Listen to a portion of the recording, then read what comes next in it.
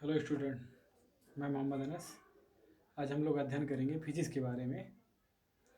आपको हम पढ़ा रहे थे, फिजिक्स में कुछ टॉपिक चल रहा था ओम का नियम।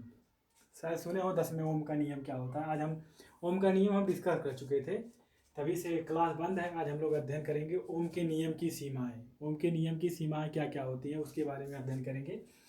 सबसे पहले हम लोग देख रहे हैं कि ओम ओम जो होता है, ओम का नियम। विद्युत धारा आप पढ़े होंगे, विद्युत धारा के बाद पढ़े होंगे गतिशीलता के बाद आप पढ़े होंगे अनुगमन वेग कुछ होता है। आज हम लोग उसी में एक टॉपिक नया अध्ययन करेंगे, ओम के नियम की सीमाएं। ओम के नियम की सीमाएं। अब देखिए पहला क्या सीमा होता है, चालक का ताप नियत रहे, मतलब जो टेम्परेचर होता है एक कांस्टेंट वैल्यू तक रहे, जैसे 20 डिग्री अगर कहा तो उतना ही रहे। इसलिए क्या कहा जा रहा है, चालक का ताप क्या रहे, नियत रहे। और दूसरा क्या कहा रहा है कि चालक में विकृति मतलब जानते हैं गड़बड़ी उत्पन्न हो। तो दो नियम है, ओम के नियम की दो सीमा है। नंबर एक, चालक के ताप नियत रहे। दूसरा क्या है, चालक में विकृति उत्पन्न हो। आप इसको नोट कर लीजिए। अब अगला हेडिंग देखो डाला गया, ओमी प्रतिरोध। ओमी प्रतिरोध। तो उसके बाद अनओमी प्रतिरोध। तो इसकी परिभाषा क्या होगी अगर कोई पूछे ओमी प्रतिरोध क्या होता है। आप जानते हैं ओम का नियम पढ़े होंगे, ओम का नियम कुछ होता है। ओम का नियम आप पढ़े होंगे। हाँ, V बराबर आई आर, V बराबर आई आर, V बराबर आई आर। तो यहाँ पर अगर कहा जाए ओम का नियम क्या होता है, अगर कोई आपसे पूछ ले बताओ ओम का नियम क्या होता है, तो उसको हम कैसे अध्ययन करेंगे इसके बारे में हम आपको बताने जा रहे हैं। V डायरेक्टली प्रोपोर्शनल टू आई होता है। यहाँ हम देख रहे हैं ओमी प्रतिरोध क्या होता है, हम इसके बारे में पढ़े जानते हैं। आप पढ़े होंगे ओमी प्रतिरोध मतलब ऐसा प्रतिरोध जो ओम के नियम में पाया जाए।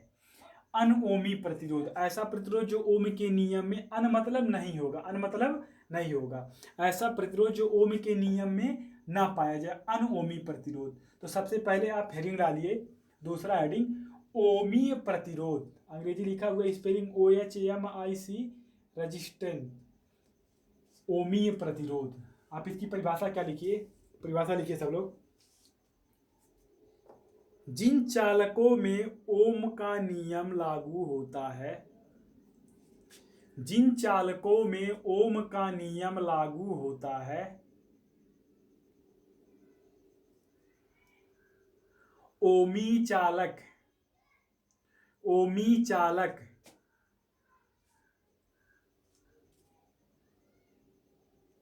ओमी चालक कहलाते हैं तथा इनके प्रतिरोध को,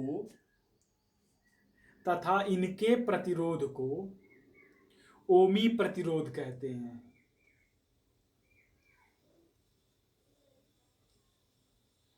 तथा इनके प्रतिरोध को ओमी प्रतिरोध कहते हैं। पर आप देखिए क्या बोला गया है ओमी प्रतिरोध में, मतलब जो ओम के नियम पर काम करे, ऐसा प्रतिरोध, ऐसा चालक जो ओम के नियम का पालन करे। परिभाषा क्या बोला गया है, जिन चालकों में ओम के नियम का ओम का नियम लागू होता है। तो आप जानते हैं सबसे पहले चालक, ओम के नियम में चालक, अगर चालक होगा तभी क्या होगा, प्रतिरोध होगा। अब दूसरा हेडिंग डालिए, दूसरा हेडिंग अनओमी प्रतिरोध। अनओमी प्रतिरोध, इसकी परिभाषा आप लिखिए, क्या हो जाएगा, जिन चालकों में,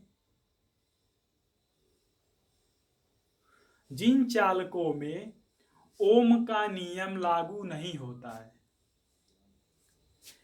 आप यहां पढ़े हैं ओम का नियम लागू होता है, यहां क्या पढ़ रहे हैं, ओम का नियम लागू नहीं होता है। परिभाषा लिखिए, जिन चालकों में ओम का नियम लागू नहीं होता है, अनओमी चालक, अनओमी चालक कहलाते हैं, अनओमी चालक कहलाते हैं तथा ऐसे प्रतिरोध को अनओमी प्रतिरोध कहते हैं, तथा ऐसे प्रतिरोध को अनओमी प्रतिरोध कहते हैं।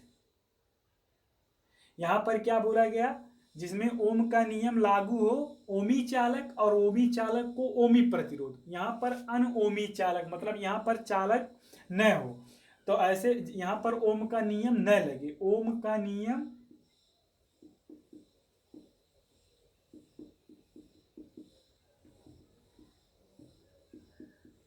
लागू न हो, और यहाँ पर ओम का नियम लागू हो। आप देखिए दोनों में अंतर, अगर लागू होगा तो ओमी प्रतिरोध, अगर लागू नहीं होगा तो अनओमी प्रतिरोध। आप इसको नोट कर लीजिए। अगला टॉपिक फिर हम पढ़ते हैं।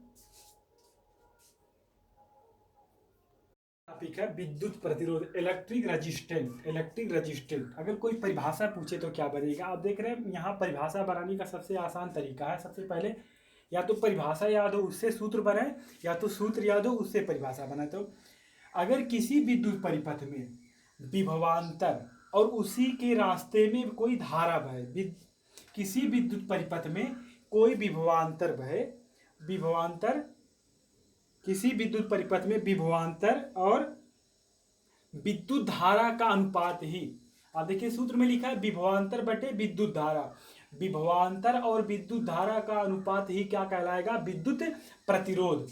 विद्युत प्रतिरोध क्या कहलाएगा? अगर कोई पूछे विद्युत प्रतिरोध क्या होता है, विभवांतर और विद्युत धारा के अनुपात को ही क्या बोलेंगे?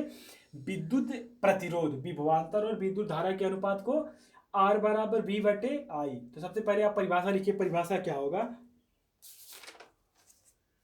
किसी विद्युत परिपथ में, किसी विद्युत परिपथ में उत्पन्न विभवांतर, किसी विद्युत परिपथ में उत्पन्न विभवांतर तथा उसमें बहने वाली धारा, विभवांतर में बहने वाली धारा, एक बार फिर से सुन लीजिए, किसी विद्युत परिपथ में उत्पन्न विभवांतर तथा उसमें बहने वाली धारा के अनुपात को, के अनुपात को, के अनुपात को परिपथ का विद्युत प्रतिरोध कहते हैं, परिपथ का विद्युत प्रतिरोध कहते हैं। इसे कैपिटल R से प्रदर्शित करते हैं, इसे कैपिटल R से प्रदर्शित करते हैं। अब एक चीज देखिए, इसे कैपिटल R से अगर प्रदर्शित करते तो इसका सूत्र क्या बनेगा? तो सूत्र यहाँ पर लिखा हुआ है, आप परिभाषा में लिख लिए, विभवांतर और विद्युत धारा, जो विभवांतर के परिपथ में विद्युत धारा बहेगा उसके अनुपात को, मतलब विद्युत प्रतिरोध R बराबर विभवांतर बटे विद्युत धारा। तो R बराबर V बटे I, क्या लिख सकते हैं? विद्युत प्रतिरोध बराबर विभवांतर B बटे विद्युत धारा। कोई अगर परिभाषा पूछे विभवांतर बटे विद्युत धारा क्या कह रहेगा? विद्युत प्रतिरोध। इसका दूसरा सूत्र क्या बन रहा है? R बराबर, या वही सूत्र उसको अगर शॉर्ट में लिखेंगे, R बराबर V बटे I, R बराबर V बटे I। अगर अब कोई पूछे V मतलब क्या होता है? वोल्ट, वोल्ट, I मतलब एम्पियर। अगर कोई आपसे पूछे तो आप विद्युत प्रतिरोध का मात्रा क्या होता है, तो आप देखिए यहीं से बन गया, V से वोल्ट, I से एम्पियर। वोल्ट प्रति एम्पियर किसका मात्रक हो जाएगा? प्रतिरोध का, विद्युत प्रतिरोध का। यहाँ नीचे इसलिए लिखा हुआ है विद्युत प्रतिरोध का मात्रक वोल्ट प्रति एम्पियर, वोल्ट प्रति एम्पियर होता है, जिसे हम क्या बोल सकते हैं? ओम भी कहते हैं। तो आप नोट कर लीजिए सूत्र और इसको,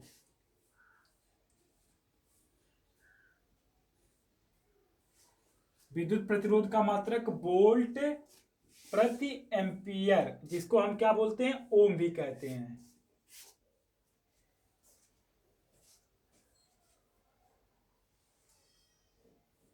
हम लोग पढ़ने जा रहे हैं विद्युत प्रतिरोध की बीमा, विद्युत प्रतिरोध की बीमा। आप देखिए अगर ऐसे कोई, अगर आपको याद करना हो तो ML2T-3A-2 होता है, लेकिन हम आपको इस तरह की, तो आप याद कर सकते हैं, हम आपको निकालना भी सिखाएंगे। अभी आप विद्युत प्रतिरोध का सूत्र क्या पढ़े हैं? R बराबर V बटे I, R बराबर V बटे I, यही फार्मूला पढ़े हैं। अब आप शायद पढ़े होंगे V बराबर क्या होता है? V बराबर होता है डब्लू बटे क्यू, डब्लू बटे क्यू बटे क्या है, आई है, डब्लू बटे क्यू बटे आई है।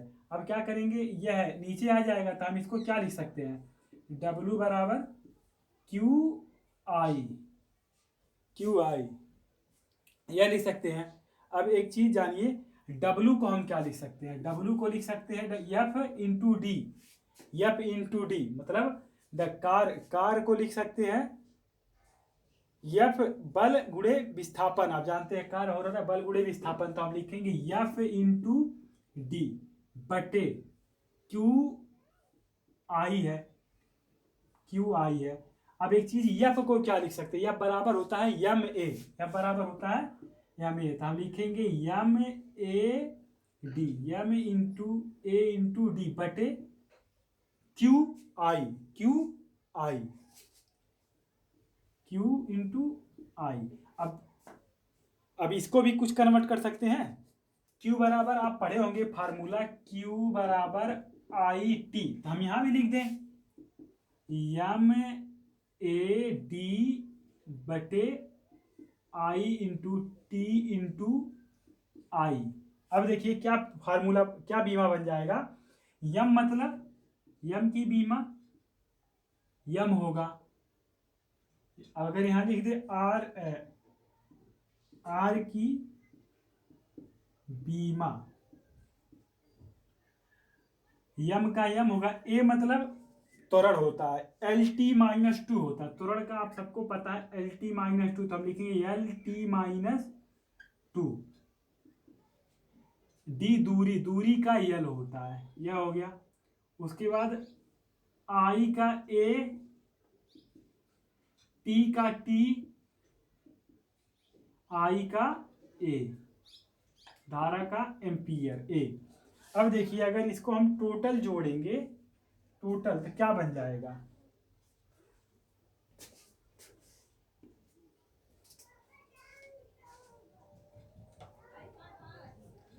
क्या बनेगा आप देखिए तुरंत। अब क्या करें, इसको थोड़ा बस एक लाइन और लिखना है, आप इसको यहां में लिख दीजिए एक बार, आर की बीमा। अब जो नीचे है उसको हम लेके जाए, हाई देखिए ए क्या हो जाएगा, दो ए मतलब ए स्क्वायर टी, अगर यह है जैसे अगर इसको हम कन्वर्ट करेंगे, एक लाइन यहां हम लिख देते हैं यम, यह हो गया एल टी, एल एल अब यहां इकट्ठा कर लीजिए, यह एल क्या हो जाएगा, एल स्क्वायर, एल स्क्वायर। उसके बाद यहां पर टी है, T minus two, T minus two.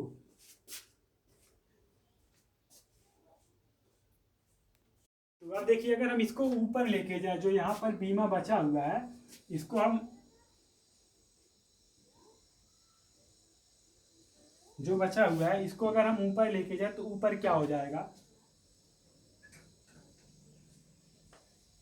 ए भी टू ए हो जाएगा, या ऐसे एक बार और लिख लेते हैं, एक साथ ए स्क्वायर मतलब उसके बाद एक जगह सिर्फ टी। अब इसको ऊपर लेके जाए, ऊपर लेके जाएंगे, अब देखिए क्या हो जाएगा, आर की बीमा बराबर यम सिंगल है तो यम, अब देखो ये क्या है टी माइनस टू, यहां पर देखिए L minus two, L two क्या हो जाएगा एल टू। उसके बाद टी थ्री है तो ऊपर टी है माइनस टी टू, और यहां से नीचे से जाएगा तो ऊपर भी क्या हो जाएगा टी माइनस थ्री। उसके बाद ए नीचे है मतलब यहां ऊपर से एक बटे के रूप में ऊपर जाएगा तो क्या हो जाएगा माइनस ए माइनस टू, यही बीमा हो जाएगी। दोनों भी से आप दोनों लिख लीजिए, साल भी कर लीजिए और इस तरह भी नोट कर लीजिए बीमा।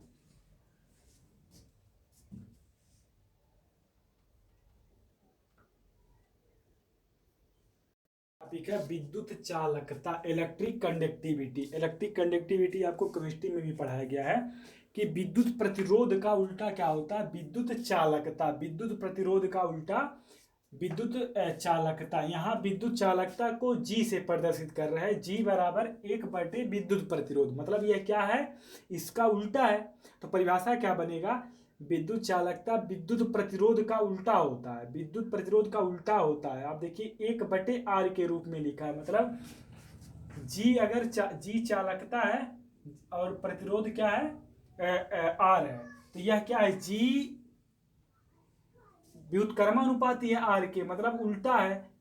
इसीलिए क्या, इसकी परिभाषा क्या बनेगी, विद्युत चालकता विद्युत प्रतिरोध की क्या होती है, भी उल्टा होता है। इसकी आप परिभाषा सबसे पहले लिखिए, परिभाषा क्या होगा, विद्युत प्रतिरोध के व्युत्क्रम को, देखिए व्युत्क्रम है या नहीं, या इसके व्युत्क्रम है या इसके व्युत्क्रम है, विद्युत प्रतिरोध के व्युत्क्रम को विद्युत चालकता कहते हैं। विद्युत प्रतिरोध के व्युत्क्रम को विद्युत चालकता कहते हैं। इसे जी से, आप देखिए जी लिखा हुआ है ना, इसे जी से प्रदर्शित करते हैं, इसे जी से प्रदर्शित करते हैं। परिभाषा हो गया। अब देखिए अगर सूत्र पूछा जाए तो विद्युत चालकता जी बराबर क्या है, एक उल्टा व्युत्क्रम, तो क्या हो जाएगा 1 विद्युत प्रतिरोध, या जी बराबर 1/R। अब देखिए आपको पता है R जो होता है, R प्रतिरोध का मात्रक ओम होता है, या वोल्ट प्रति एम्पियर, वोल्ट प्रति एम्पियर आप पढ़े हैं, अभी पढ़ाया गया है। R का ओम होता है या वोल्ट प्रति एम्पियर, लेकिन यह क्या है, उल्टा है, 1/R के रूप में है। तो हम क्या लिख सकते हैं, O-1, या इसी को बोलते हैं महो, और इसी को बोलते हैं साइमन।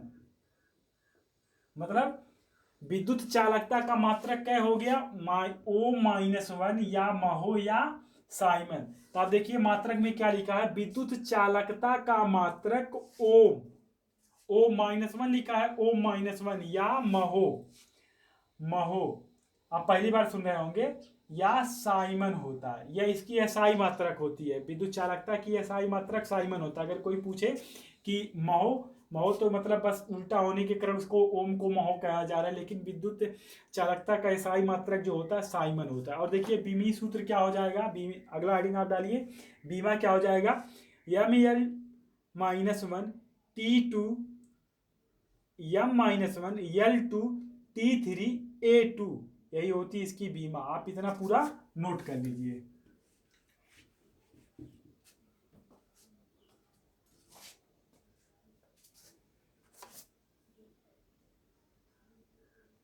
टॉपिक रहेगा विशिष्ट प्रतिरोध, स्पेसिफिक रेजिस्टेंस।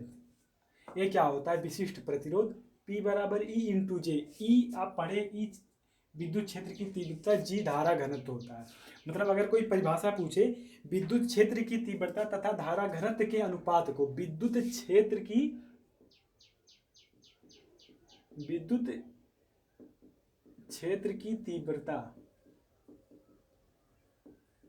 तीव्रता और धारा घनत्व,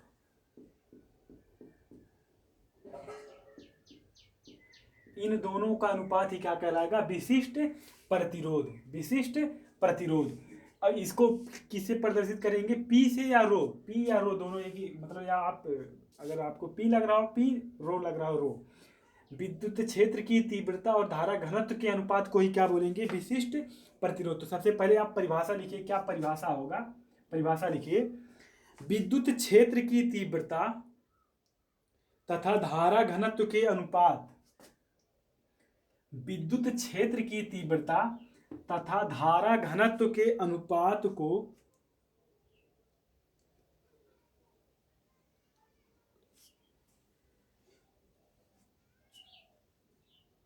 धारा घनत्व के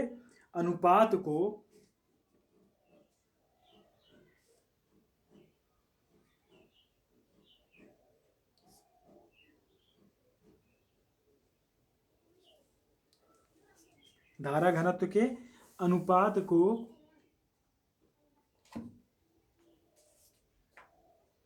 चालक की प्रतिरोधकता चालक की प्रतिरोधकता या विशिष्ट प्रतिरोध कहते हैं, या विशिष्ट प्रतिरोध कहते हैं। इसे P से प्रदर्शित करते हैं। आप लिख लीजिए, इसे P से प्रदर्शित करते हैं।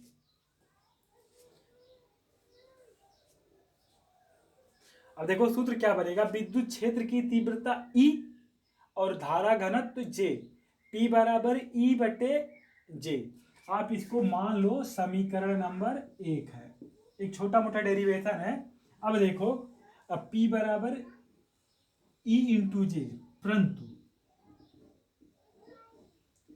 अब क्या होता है, E बराबर क्या होता है, आप फार्मूला पढ़े होंगे। E बराबर क्या होता है, V बटे आई। E बराबर V बटे आई।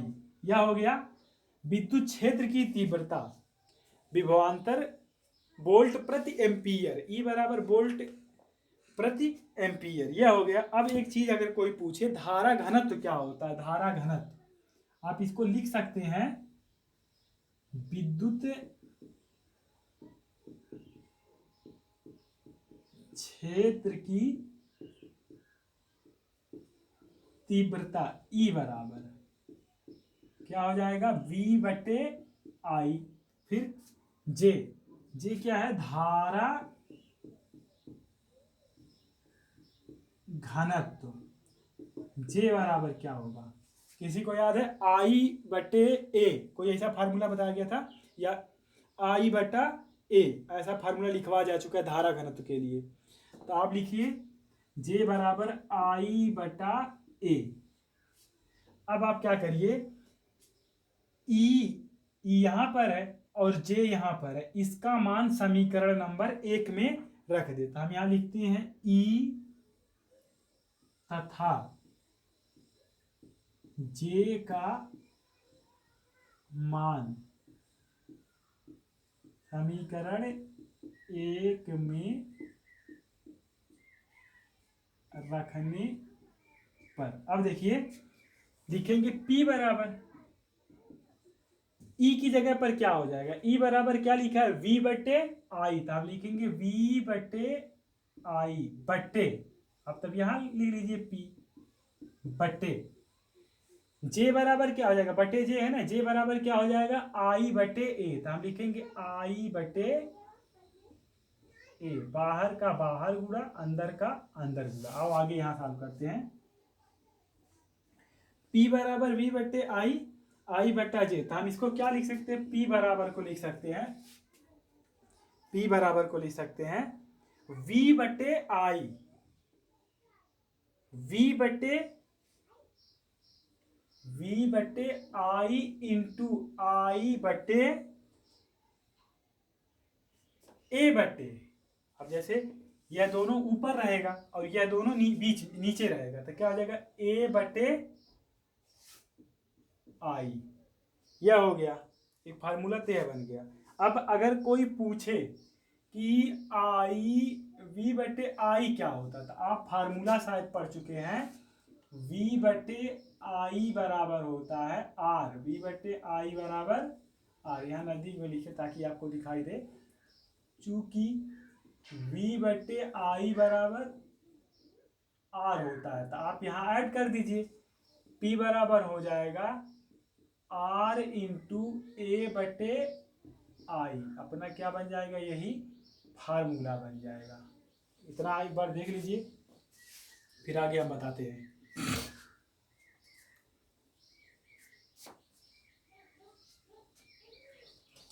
ये ऐड किया गया, इसके जगह पर इसका मान रखा गया, आप यहाँ भी नोट कर सकते हैं, इसके जगह पर इसका मान रखा गया, यहाँ तक नोट कर लीजिए आप।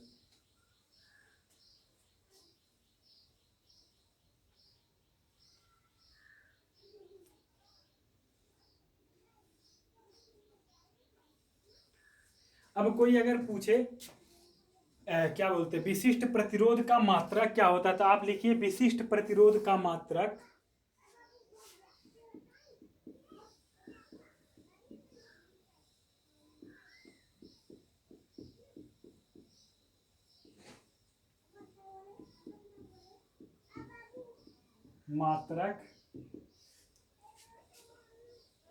ओम मीटर, ओम मीटर होता है। यह हो गया एक स्टार। अगला स्टार इसकी बीमा क्या हो जाएगी, तो बीमा लिख लीजिए आप। बीमा हो जाएगा ML3 T-2 ML3 T-3 A-2, यह इसकी बीमा हो जाएगी।